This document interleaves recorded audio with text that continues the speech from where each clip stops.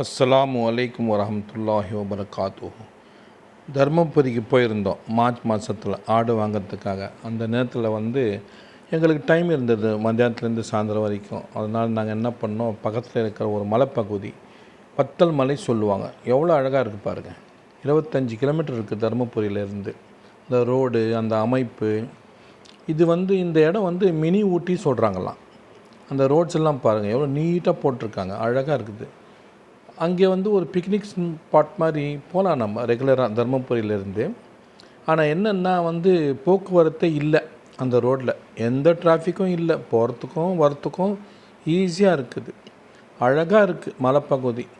மேலே ஏறின உடனே நல்ல குளுன்னு ஜில்லுன்னு காற்று, மேகங்கள், அழகான மேகங்கள், அழகான மலைகள் பார்க்குறதுக்கே மனசுக்கு ரொம்ப குளுமையாக இருந்தது. இந்த இடம் மினி ஊட்டி சொல்கிறாங்களாம் அங்கே தர்மபுரியில். ரோடு பாருங்கள் எவ்வளோ அழகாக போகுது. நல்ல வளமான பூமியாக இருக்குது. என்னென்னா நோ டூரிஸ்ட், அங்கே யாருமே இல்லை.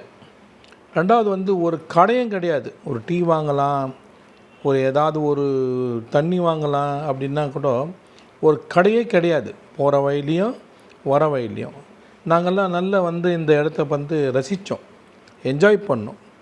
நாங்கள் ஆக்சுவலாக போன காரணம் வேறு. ஆனால் இந்த இடத்த பார்த்து மயக்கமே வந்துச்சு. அவ்வளோ சூப்பராக இருந்தது இந்த இடம். நீங்களே பாருங்கள் எப்படி இருக்குதுன்ட்டு. எப்போது வாய்ப்பு கிடச்சிதுன்னா தர்மபுரி பக்கம் போனீங்கன்னா இந்த வத்தல் மலையை போய் பாருங்கள்.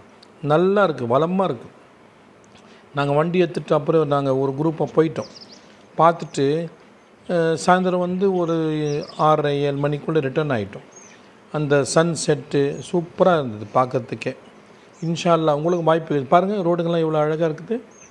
அந்த மலைப்பகுதி பாருங்கள். அதனால் நீங்கள் எப்பாவது வாய்ப்பு கிடச்சுன்னா இன்ஷா அல்லாஹ் போய் பாருங்கள். அஸ்ஸலாமு அலைக்கும் வரஹமத்துல்லாஹி வபரகாத்துஹு.